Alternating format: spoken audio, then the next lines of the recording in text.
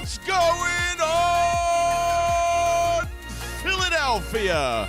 What's going on, Bird Brains? I've got a lot of things up front to say that you probably won't like, and I'll combat that with, yes, this is the Watching the Birds podcast. Yes, it is also the Social Club, which we'll get into. There is a link in the description if you want to know a little more about that right now. And I'm just gonna do it. I'm gonna rip it off like a Band-Aid. Are you ready? 1, 2, 3. 2 mics should be 0 mics. Okay? That is it's nothing to do with Reed or Coop, because they're lovely gentlemen, and I think they're awesome, and I will continue to support whatever they do, just not that show. Also, I thought the Exciting Whites thing was going to end in a T-shirt, and now it looks like it's going into a brand, and I'm just telling you, from one white to another, don't do that. If you give us a crumb, we're going to run with it, all right? So just maybe not do that anymore. Also, I think that's the last thing you might be upset with me about. I gotta just make sure you understand that, one, Cooper DeJean is so good that he can play safety or nickel, and he's so good at corner that that's why he's way more valuable down playing in the nickel at this moment. The key reason of why the Eagles defense went from that looks powerful to, oh my God, it looks unstoppable. There is no debate about that. 100%. And at the same time, there is, for the first time, I don't know, in 10 years, 15? How long has it been? It's been a while. I'm fucking old, okay? There is a shutdown corner that the Eagles drafted that takes away 1/3 or 1/2 of the field. And if it wasn't for CJ Ryan, he'd have a lot more picks in his rookie year. Defensive Player of the Year. There wouldn't be questions about, oh, did Slay hold him up? Was it Reed Blankenship that hold him up? No!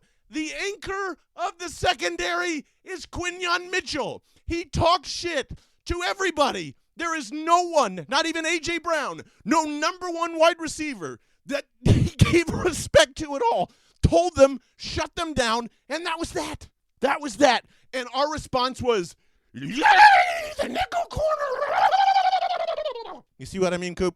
You see what I mean, Reed? You give us a crumb, we'll take a mile. And that's not to discredit anybody. It's not to discredit you, me, or the whole thing works beautifully, beautifully. And why it works beautifully is because Vic Fangio is the only defensive corner that I know. Coordinator. Yeah. Throw Vic Fangio out there at corner, see what happens. He's the only coordinator that I know that loves tweeners. Tweeners in his defensive line rotations, a.k.a. Jalix Hunt, who everyone has huge expectations for, especially Jordan Mailata. By the way, Vic did belly chuckle that he's going to be the next Micah Parsons or whatever. So, told everybody to slow down. But you can hear everyone's excitement. Tweener. Cooper DeJean. Tweener. Zach Baun. 1,000% tweener. Guys that aren't tweeners, Avonte Maddox. Just a nickel. An emergency safety. We saw that. Reed Blankenship, not really a tweener.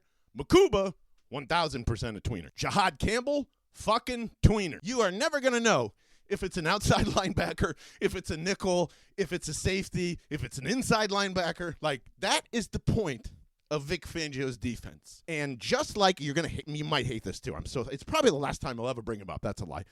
Chip Kelly did the same thing offensively for those first couple of years. The difference between what we saw that and what Vic Fangio does now is he is almost, and I would probably say above in terms of defensibility, so much Bill Belichick plug and play. And if you combine Vic's tweener love of bodybuilds with Howie Roseman's love of athletes, speed, and just bet on an athlete and our coaches will take care of it, that is exactly what happened last year. That's exactly what's going to evolve in this defense every single year from here on out. And if you're not at least remotely interested or excited in a sub package where Cooper DeJean starts in the nickel spot and races back to go be a safety and Makuba pulls in to be a nickel or whatever, you can run so much proper inverted cover two. And if you don't know what an inverted cover two, it's basically where the corners go back and play safety and the safeties come up and play corner. It can be a 5-man rush, it can be a 4-man rush.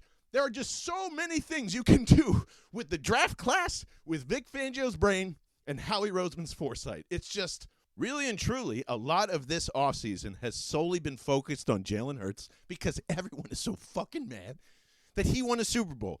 That's pretty much it. That's my it's not Justin Herbert. We're all big mad, sad babies. So let's go after Jalen Hurts. He's not that good. Fine. Go ahead, Kevin Clark. Go ahead, everybody else. Go ahead. Tell me about stats. Go ahead. And now when you whip back around and look at the defense again, you've got, I don't know, what's it look like to you? A 10 to 15 pound lighter Jordan Davis on a 5th-year option where he's got a humongous year coming in and one of his best teammates from college next to him to make sure that he gets there. Why would Jordan Davis and Jalen Carter ever want to break each other up? It's just when you turn around and go, holy shit, this, understandably, between Saquon, the rushing record, the defense this year in the first 3 to 7 weeks of the season, not that it hadn't done that already, but it is going to be a dominant superstar. And people are going to go, I don't think you can beat this team. I really do view this season just like every other Super Bowl team is gone. And the 2018 season is just burned into my brain. Like, it was horrendous. Horrendous. Jalen's the captain. He's doing all the right things with his body. We talked about that a little bit. But just everybody else, Cooper's partying. He should be. Probably partying a little too hard. That's okay. I promise you, this is not an old man on the cloud saying, oh, they should be hitting the books. Like they just work so fucking hard. They should do whatever they want right now. I'm not worried about the mentality of this team one bit. Zero. I just know when that first whistle comes against Dallas, Jordan Davis is probably going to be all over Dak Prescott for the first fucking 4 drives. That's all. Like, there is so much motivation over there. Not to mention that when Cooper DeJean does come back into the mix here, what do you think he's going to do? Sit there and give up? He's got one of the stiffest competitions you'll ever see with Jahad Campbell. Like, that's going to be almost a near impossible battle to win, which is why Nakobe will be such an amazing role player moving forward. And that's one of the reasons why I hope he stays. And yes, I wanted Desmond Ridder over him. I'm sorry. I'm still making up for it. But all I'm really trying to say is, let's appreciate everything that is here. Let's open it up, everything. And let's not just say, yay, the nickel corner. All right? And that is coming from the only diehard Iowa Hawkeyes fan that you probably know. Cooper DeJean is special in a giant pool of special, and the architect is the specialist one of them all. He is the reason why all of these guys work out. If you could put Jeff Stoutland on one side of the ball, that is what Vic Fangio is. He will find a spot for you, and if you don't work in his defense, you're probably useless. Sorry, Bryce. Sorry. So keep your eyes on the prize and realize that it's going to look a lot different this year, but the same kind of kick-ass is still coming. I've got more for you Friday. I'm going to go eat some lunch and dream about pick sixes from Quinyon Mitchell. I'll see you tomorrow.